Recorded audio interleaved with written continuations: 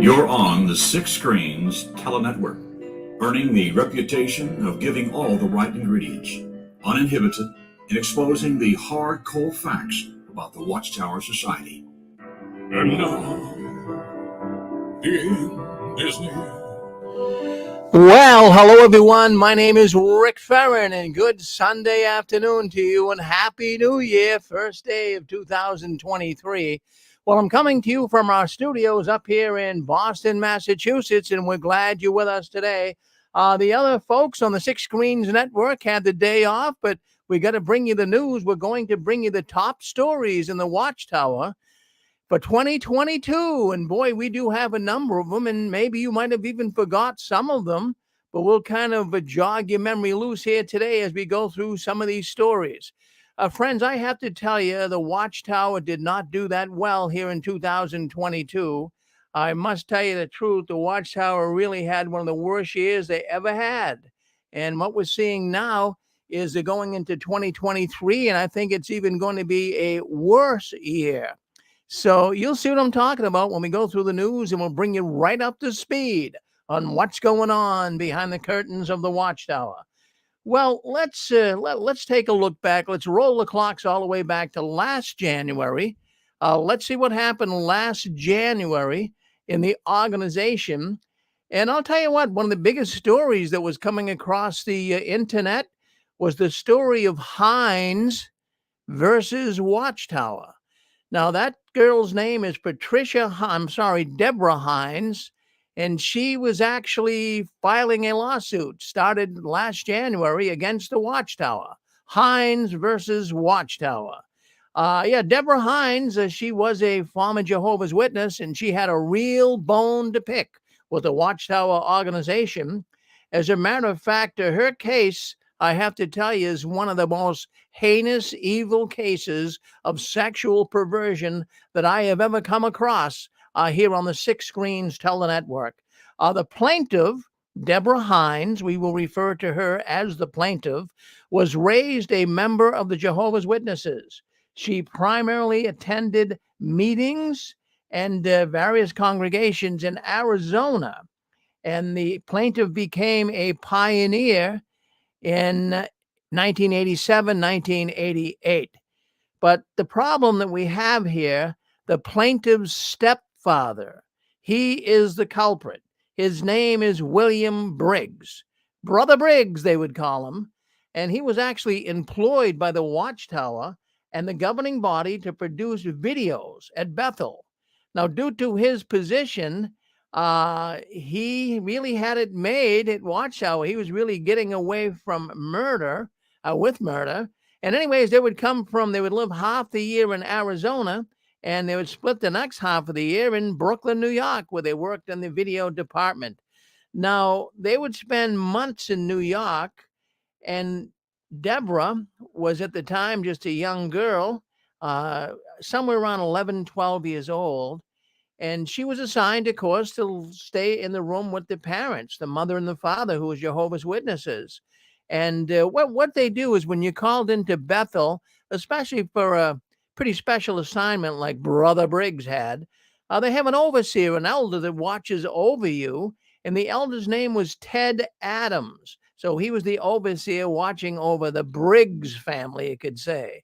So the complaint here that Deborah, the daughter, had against her stepfather is all of a sudden things started happening to Deborah. I see now the years here. She was 10 years to 16 years old, and she was suffering horrific sexual abuse by her stepfather, Briggs. Now, I'm not going to go in. I'm going to give you the details here because I want you to see how difficult this must have been for the young girl. The sexual abuse occurred 3 to 5 times a week and included, if you have some children in the room, you might want to have them leave, but it's right here in the court report. And what that sexual abuse included was, but not limited to, sodomy, rape, forced oral copulation, and actually, friends, this is gross, but Briggs urinating in the plaintiff's mouth. So you can see we're talking here about a pretty rotten person. So while at Bethel, They were all assigned to various jobs. Briggs had his job, of course, working in the video department. But Deborah, well, she landed up working in the video department from time to time as well. She also worked in the laundry facility, and she also was an elevator operator at Bethel. So while they were at Bethel and this abuse was going on, there was a governing body member that they wanted to, at least Deborah, she wanted to report this too. We'll get to that in just a minute or so. But before we go to that, I want to let you know that the mother, Deborah's mother, was an alcoholic of the highest order. She suffered from alcoholism, friends. And while the plaintiff's family was living at Bethel, the mother would frequently consume alcohol to the point of incapacitation. In other words, drink until you fall. And that's what the mother was doing. And this was right there at Bethel. And once she was incapacitated or on the floor drunk, Briggs, the stepfather, would sexually abuse the plaintiff, Deborah, in that room at Bethel.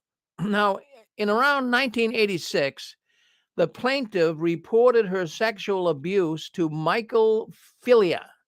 He was an elder who worked at Bethel. Filia did nothing in response. Briggs' sexual abuse of Hines continued at Bethel after Hines reported it to Filia. A couple of weeks after reporting it to Filia, Deborah reported her abuse to Ted Adams, the elder at Bethel, the overseer of the video projects at Bethel. And then, of course, eventually was going to reach the governing body. So, anyways, what happened here is no one was really willing to do too much of anything. These two elders wouldn't do a thing. And Adams, the elder, he said that he would get in touch with governing body members or people that may be able to put an end to this. But nothing happened. Nothing happened, and the abuse continued on. And Briggs was getting away, raping, and doing all kinds of sexual perverted acts on his stepdaughter, and nobody did a thing. And then Deborah said, "That's it. I've had enough. I'm going to go to Jack Barr." Now, Jack Barr, he was an elder at the time and a member of the governing body. And Mr. Barr told Deborah that he would relay her report to the entire governing body. So that's what Barr said. But did he do that? Well, Briggs' sexual abuse of Hines continued at Bethel after Hines reported it to Barr. So it seems like nothing was being done to poor Deborah, and she was the one suffering, and her stepfather was getting away doing this to her. Now, 1 week after the report to Mr. Barr, the governing body member, Barr informed Deborah that the governing body had taken care of everything, not to worry, and she should feel privileged for having the experience that she's having at Bethel. See, that's how they twist things, right? Oh, yeah, you're going to feel privileged because, you're a Bethelite, but your stepfather's raping you like crazy. Well, anyways, Briggs was so important. See, he was a good video man. He knew how to make videos. He knew how to do it, the technical aspects of it as well. So they needed him, and they didn't want to, run the risk of losing this man. So they didn't want to do a thing to Briggs. So like I said earlier, he was just getting away with whatever he wanted to do. So anyways, after a while, Deborah kept complaining. And what happened is governing body member Barr, well, he told Deborah that, something's got to be done. At least he was trying. So he removed the stepfather from the room. And so just the mother and Deborah were left. So the stepfather lost his room. He had to go to another room. And that was okay. But I mean, is that really punishment? Is that really punishment for a man that was doing all the sexually perverted acts on this young woman? I would say no. So anyways, it was time now for the family to go back to Arizona, as they lived half the year in Arizona, half the year in Brooklyn. So Briggs went back with his family, took Deborah, took his wife. They went back to Arizona, and guess what? The abuse continued. Now, based on the information and the belief that Briggs was still involved in this escalated behavior of raping his daughter, Deborah just was fed up with it. And she actually got a hold of Brother Loesch. Well, we all know Brother Loesch, right? So she contacted Brother Loesch and she reported her ongoing sexual abuse even when they moved back to Arizona.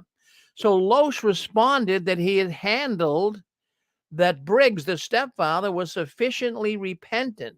He told Deborah the stepfather was sufficiently repentant, and Deborah should not talk to anyone else about this abuse. See, this is what the Watchtower does. This is disgusting. So, upon information and belief, Briggs was never disciplined by Watchtower or the governing body for admitting to sexually abusing Deborah. Friends, this is terrible. As a result, the Watchtower and governing body retaliated against the plaintiff because she kept speaking up about it. Wouldn't you? Wouldn't you if you were being sexually violated and the Watchtower is telling you to keep your mouth shut? So because she didn't, she was a pioneer and they took away her privileges back in 1991. And on the day that the plaintiff's privileges were removed, Deborah was also publicly reproved. Can you folks believe that? I can't, but that's what the Watchtower does. So here she is. She can no longer pioneer. She was publicly reproved. And Briggs, the stepfather, now get this, he was actually elevated to the position of elder. This is terribly disgusting. Everyone who knew this man and knew what was going on, they knew that Briggs actually deserved prison time. Now, this sounds like a bad movie, right? It sounds like something you'd see in a very bad movie. But I got news for you. I'm so glad this happened. Deborah, she was now getting older, around 18. She said, "That's it. I've had enough." So Deborah went to the Zalkin law firm out there in California. And we know that Erwin Zalkin, he, of course, runs the firm. And he was very concerned about what took place. And he said he'll take this on. And now it is in the hands of the court. That happened last January. The filing was filed in the Brooklyn Court District. And reading through I won't show it to you here, but I'm reading the transcripts, and that's where I got the information from that I just read to you folks. But let me just say this for the record here. The Watchtower was just turning their eyes away from this, even though it was taking place. But Deborah, we just learned recently that she did get, from what I understand, a settlement. And we're gonna get Deborah to come on our program. We're scheduled her. I have been in touch with her before, and we're gonna try to get her on our program on a Saturday night, and she can tell us all of this. Friends, it's a horrific, horrific story. But I'm glad.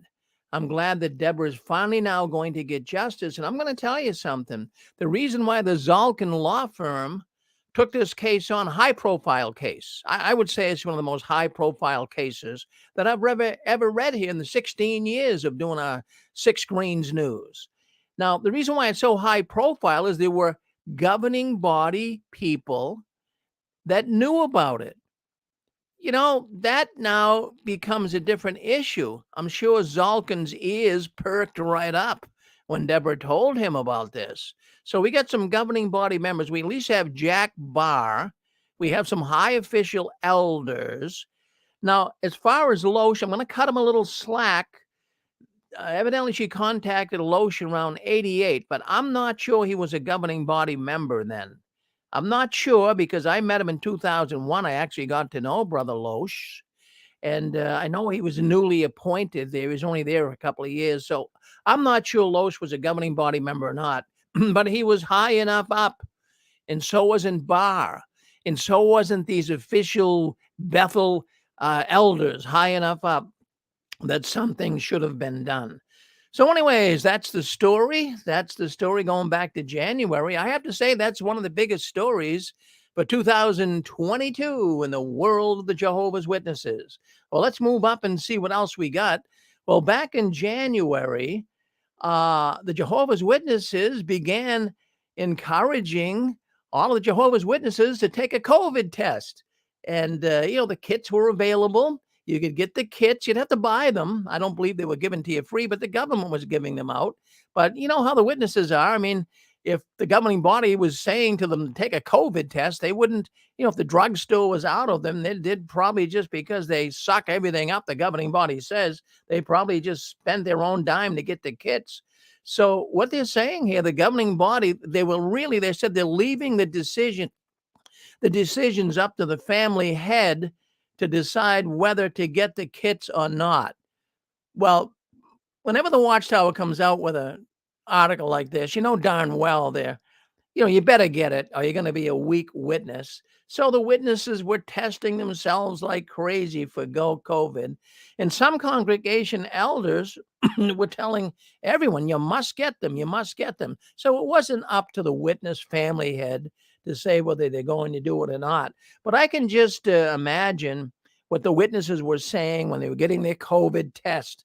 And this is probably what they said, that, we have to show respect for our life and we must show trust in the slave. We need to follow their directions to get all the test kits that we are allowed. I'm sure that's what they were saying. So, this is something that I don't know why the Watchtower goes poking their nose in this. I think there was something in it for them. Religions did receive money. Now, I can't tell you the Watchtower received money or not, but religions were receiving money for getting people to comply with state orders, to take tests, to take shots. So that's something I want to bring up here tonight.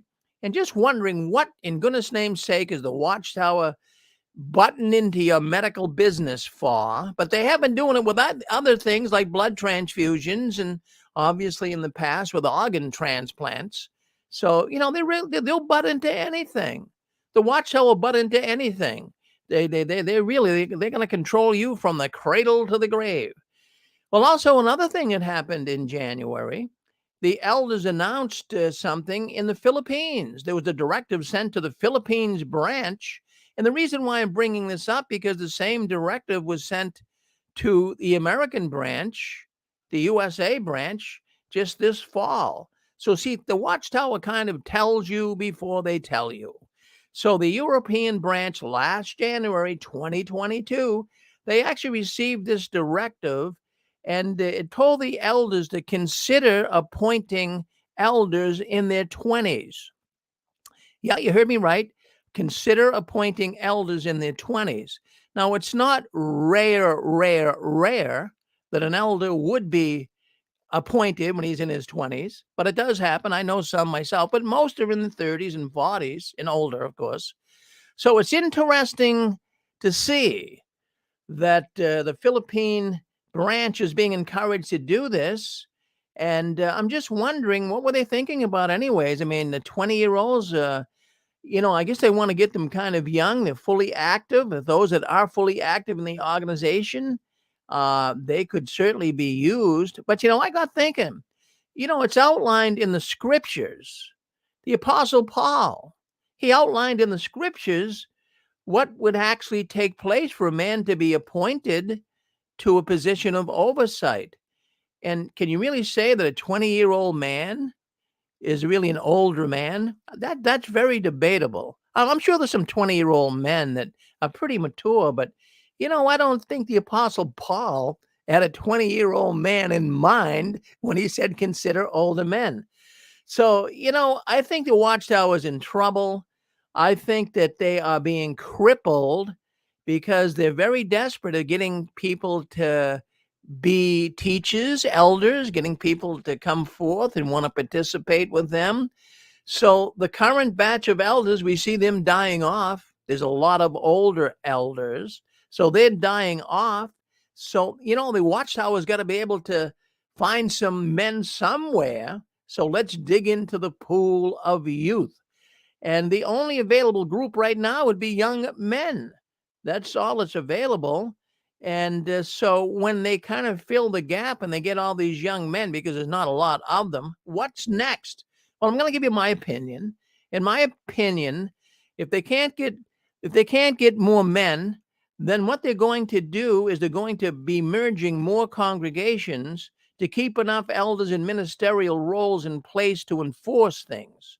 So there'll be more merging. I mean, just being a futurist here, I can see more merging to use the men that are already in these congregations. And also, friends, perhaps, now don't take it to the bank and cash it, but I'm going to say this. They may begin using women in roles that were traditionally used by men in the past. And I see them already doing that. Now, this is last January, got this information, but now we're seeing more and more sisters handling the microphones. We're seeing actually, in fact, even the other day, one sister, I got information that in this man's Kingdom Hall, he told me that there's a sister actually training to run the sound equipment. When's the last time you've seen that?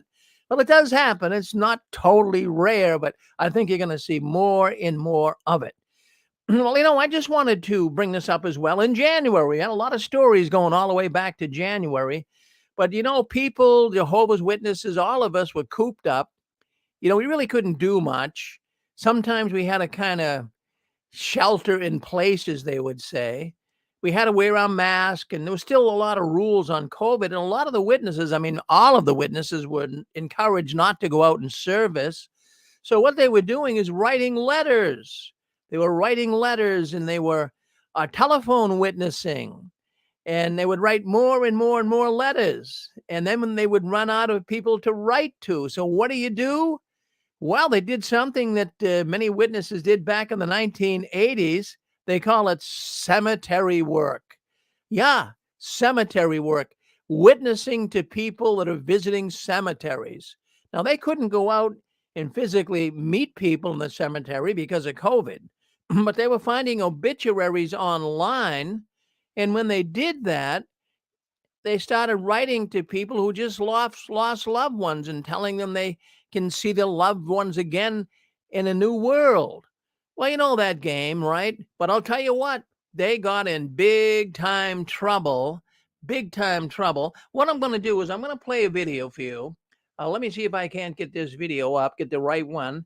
But I want you to see what actually took place here. And it was really shameful what the Watchtower was doing. So I'm going to share this video with you. Now, this is an older video. This wasn't from last January, but I did come across a video in the past of witnesses that do this terrible work of recruiting people through obituaries and taking advantage of them when they lose a loved one. So let's see if we can't get that up here right now. I'm going to share the screen. I want you to hear it. I want you to see it. But you can see there's some situations going on in this video that could really tick a person off. It's very horrible and inappropriate. Let's see what they have to say. Listen in.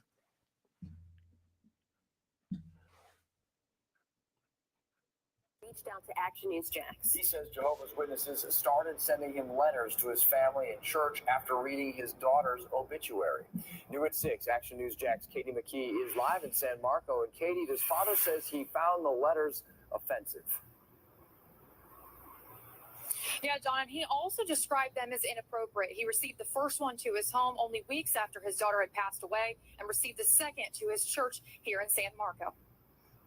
A local father who wishes to remain anonymous sent us a copy of a letter sent to his family's church, reading, "Sorry about your loss. I read about it from the obituary. Jehovah's Witness literature was attached." In a time when a family is grieving, they need to be surrounded by family and friends and their community of faith, and that's it.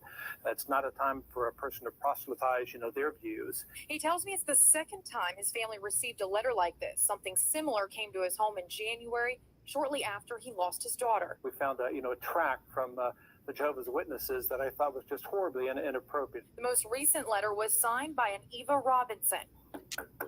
We went to the return address listed. She didn't want to be shown on camera, but agreed to answer some of our questions. What is the overall purpose of them getting this pamphlet? If they belong to a Presbyterian church. That doesn't matter. We are not trying to change anybody's religion. We're just simply encouraging. I told Robinson we were contacted by a family who was angered and offended. I'm sorry. I meant no harm. Robinson tells me she frequently sends these letters to families listed in obituaries, and this is the first time she has heard of someone having an issue with it. I think it just reflects upon, her leadership that is unfortunately interpreting scriptures in a very shallow way. Robinson tells me she attends Kingdom Hall of Jehovah's Witnesses. I reached out to all of them here in Jacksonville to see if they agree with her sending letters to these families. I did not hear back. Reporting from San Marco, Katie McKee, CBS 47 Action News Jax. Well, there you have it. I mean, that's cemetery witnessing. Even though they weren't going to the cemetery, they were actually, writing letters. Now, how inappropriate is that when you think about it? Did you ever do cemetery work? I never did it, but I knew there were witnesses back in the 80s, 70s, 60s, and on Memorial Day especially, they would go out and try to find people that were mourning and being saddened over the death of loved ones. And of course, they had, their little brochures, Where Are the Dead? What happens when you die? Those type of brochures, and then hand them out. So that's something I wanted to bring up today and let you guys be aware of. So that was back in January, but the witnesses, because of COVID, they started doing it again. Well, let's take a look here and see what else we got for JW World News today. We're going back to February this time. And you know something? This really got my attention. It has to do with Swedish law. Now, under Swedish law, the government provides state funding to faith-based organizations. Now, so they give faith-based organizations money, just like many of the European other countries do, like Norway, for example. We'll be talking about them soon as well. So anyways, the Swedish government is getting upset with the Jehovah's Witnesses, and how good that is to hear. Countries' friends are beginning to really say, what's wrong with this organization?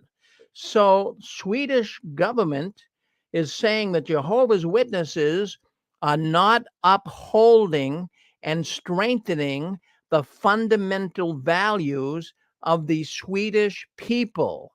Yeah, so the same thing. Now, first it was Norway, and now it's Sweden. And there's even more as we go downstream here in the last year, where the governments are coming out against the Jehovah's Witnesses. And that's what really makes me happy, friends.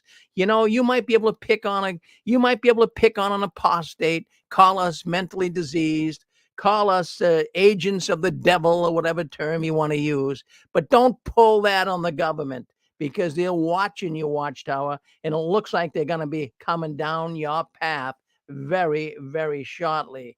Jehovah's Witness religion has been relying in these European countries to be able to receive funds, and they receive a lot of funds. The more witnesses they have, the more money they make. But all of a sudden, we're seeing here these countries starting to turn on them. So recently, the law concerning receiving funds was made stricter in some countries, like in Norway, for example, right? So we know all during the year 2022, Norway was going back and forth with the Jehovah's Witnesses, and they've been fighting them tooth and nail. And the Watchtower keeps appealing and dragging their feet.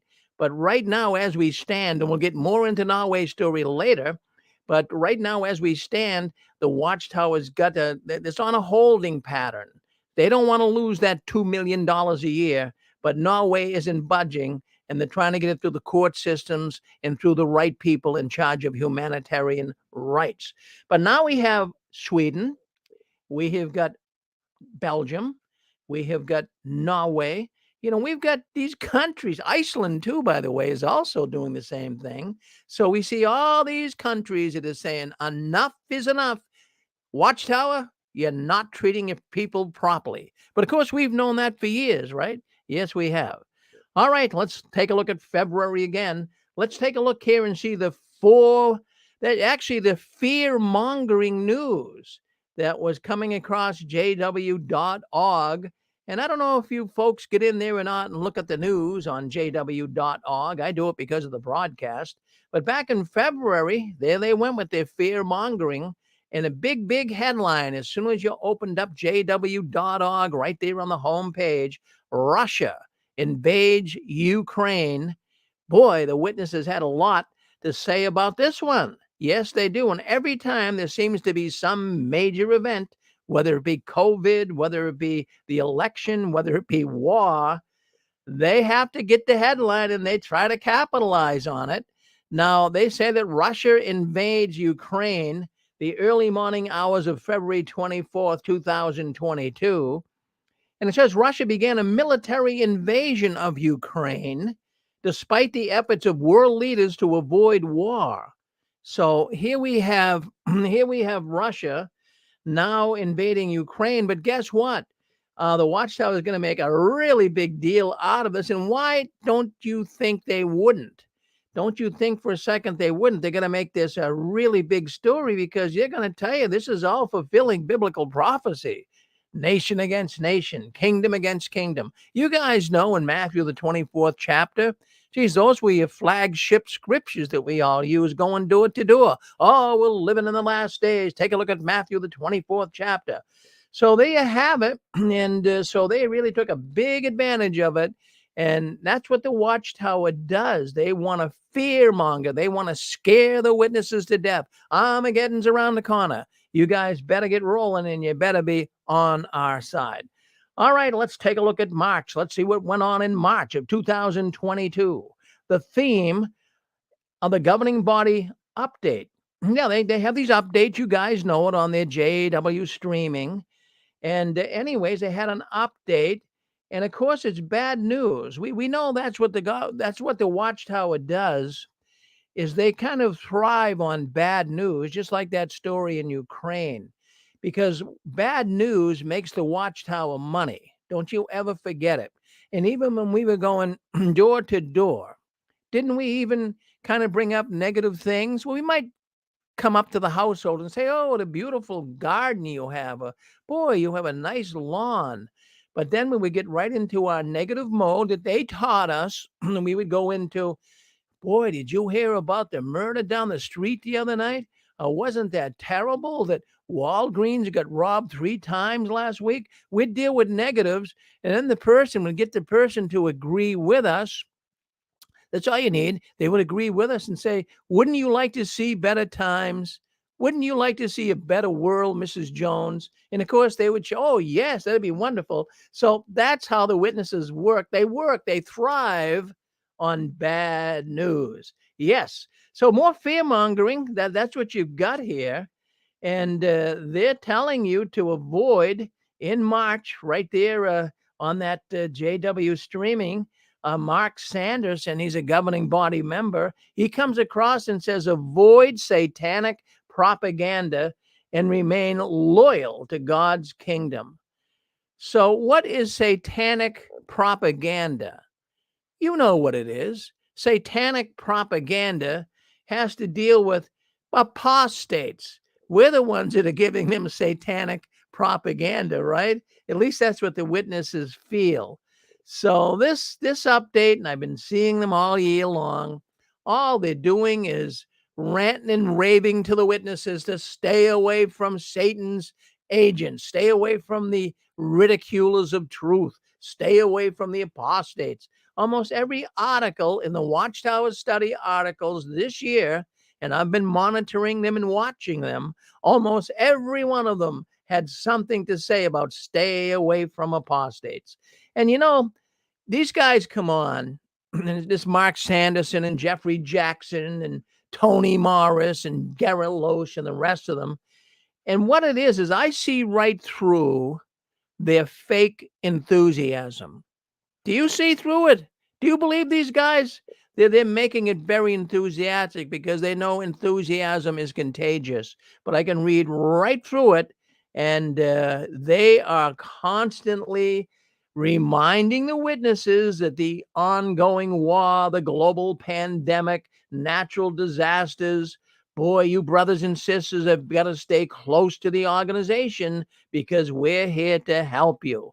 They build their whole business model around basing it on world terrible conditions. And we have the answers. The world is tanking, but we, as your governing body, we as your slave, we're going to bring you to real truth. So they have to do it. They have to present the world as bad as they possibly can in order for the Watchtower survive. To survive. They've been doing this all the time. This is nothing new. And then in March, again, I just told you a little while ago about Iceland. In Iceland, also the Icelandic government, they're also looking to remove the religious organization funding for the Jehovah's Witnesses. Now, this is all coming up here in 22. Now, it takes a while to get this through legislation and get it through the government, and certain people have to sit down and examine exactly what's going on. But at least the steps have been started. Now, many former Jehovah's Witnesses in Iceland have come forward, and they've actually told the government and the newspapers and news articles in Iceland about the psychological abuse of being shunned by family members and being forced out of the organization.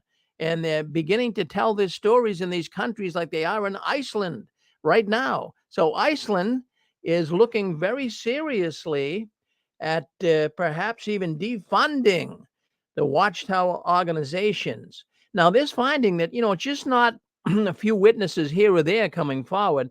These are widespread allegations of abuse within the Jehovah's Witnesses, and they know that they're being reported internationally. Isn't that something? Well, let's take a look here and see what else is going on behind the curtains of the Watchtower. Well, we're still in March for 2022, and we're counting down. We're giving you the top stories in the Watchtower for the year 2022. Let's take a look here. Let's take a look at what happened in Illinois. That was a big story. Jehovah's Witness elders Michael Pencava and Colin Scott were both found guilty in Illinois. Yeah, so anyways, Jehovah's Witness elders guilty of what? Of failing to report sexual abuse of a 6-year-old child. Yeah, can you imagine that? And the elders face a 1-year jail time, and the sentencing was going to happen at the end of March. But let me give you an idea here. It's in McHenry County, and the judge ruled the 2 Jehovah's Witness elders are guilty of knowingly and willingly failing to report to authorities in 2006 that a 6-year-old child in their church, Kingdom Hall, was being sexually assaulted by a congregant. So, yeah, isn't that something? Now, they're getting in trouble here for not reporting this, and this abuse seemed to be going on for quite a while, for many years, and still they kept hiding it from the authorities.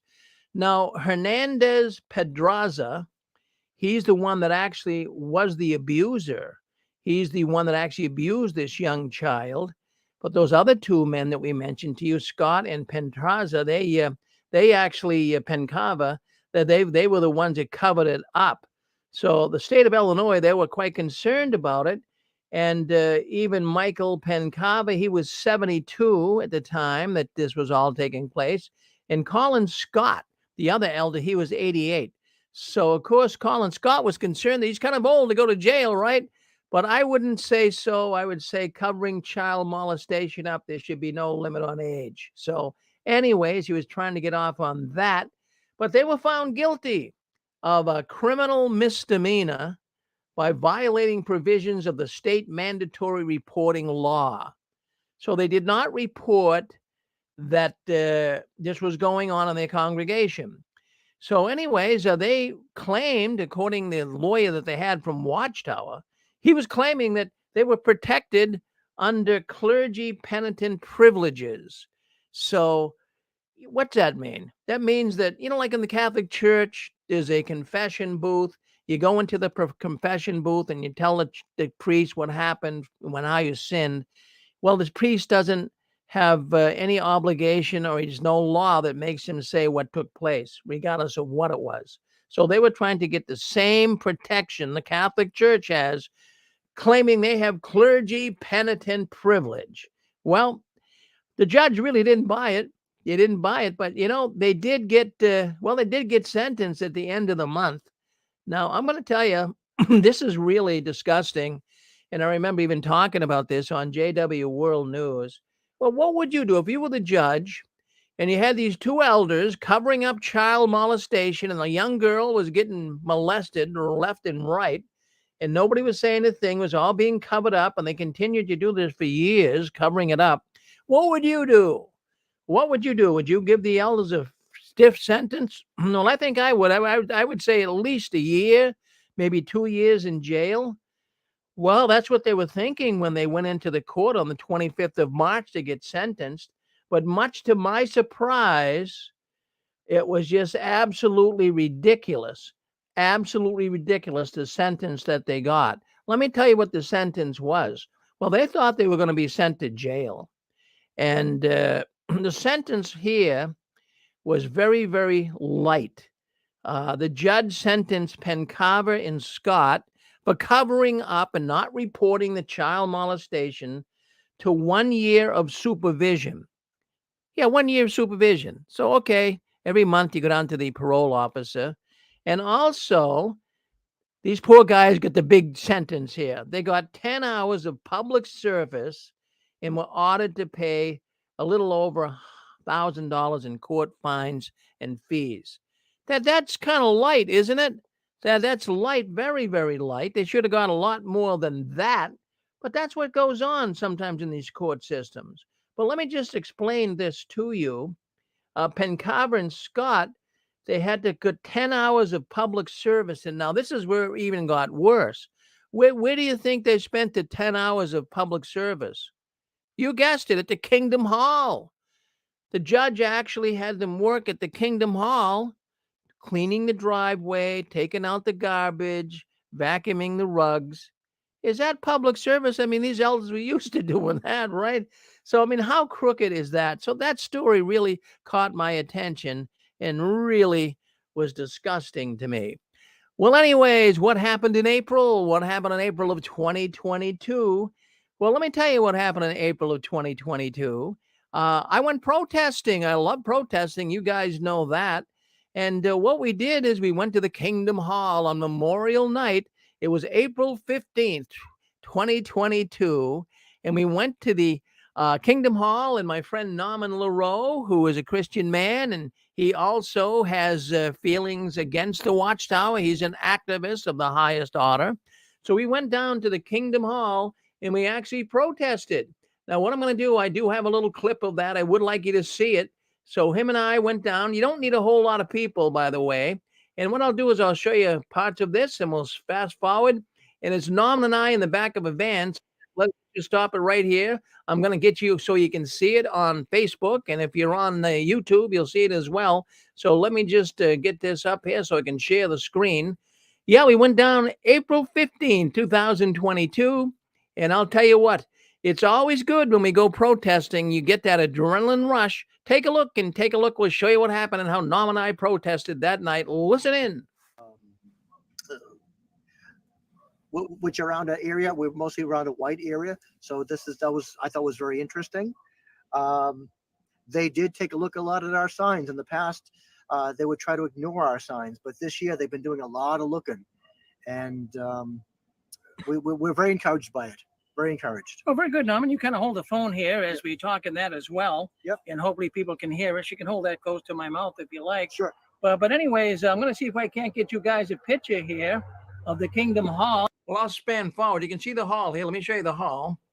I'll show you the Kingdom Hall. This is in Wilmington, Massachusetts. Let's see. I got to slow down a little bit, but I want you to see the hall. Let's see if we can't let you see that. Let's get out of here now so it doesn't give you too much echo. All right, let's remove that one. Okay, back to single picture. There is quite a few people coming in here now, so it's kind of interesting. It's not so boring, but you know what's good is more and more people taking a look at our sign. They're coming right outside the Kingdom Hall, and they're able to actually see our signs. You can't miss them. We got big 10-foot banners talking about. Yeah, let's see if we can't share what Norman and I were in the back of that van, as you can see. So you get the idea, but I've been doing that now for going on 15 years of protesting in front of the Kingdom Hall. And I would encourage anybody. I would encourage, let me make sure.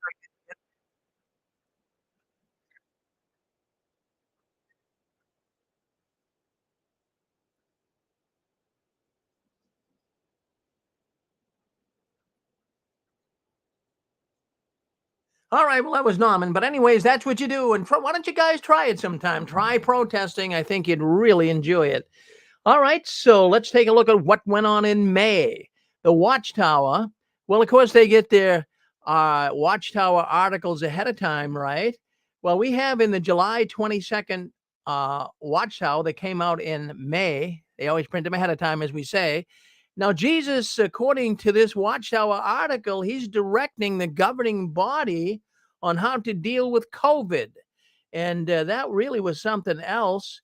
And they were saying here that Jesus, the benefits of the direction of COVID are coming from Jesus.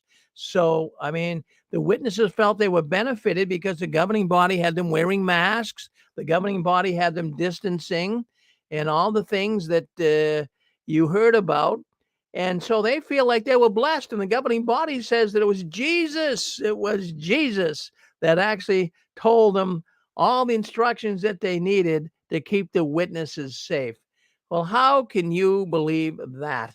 It's unbelievable. And then in June, just the very next month, they made it kind of mandatory. They strongly encouraged that you would wear your mask for meetings, for service, and even if you're in a private home. So here we go again, the Watchtower sticking their neck out and wanting you to be able to wear a mask. So even though the rest of the world wasn't, the witnesses wanted you to do it. Well, let's take a look here and see what else we got going on here. You know what I'm thinking? I'm thinking I might just do a two-part here. I think I'm doing a two-part. We went through June. We're now going into July, so we're halfway through the year.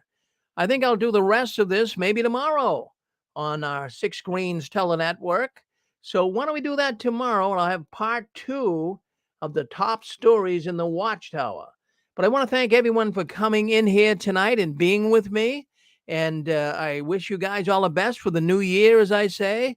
But let's just hope that this year is as bad as last year for the Watchtower.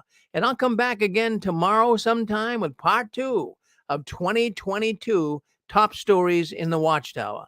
Thank you very much. Keep waving that flag of victory, and we appreciate your presence today.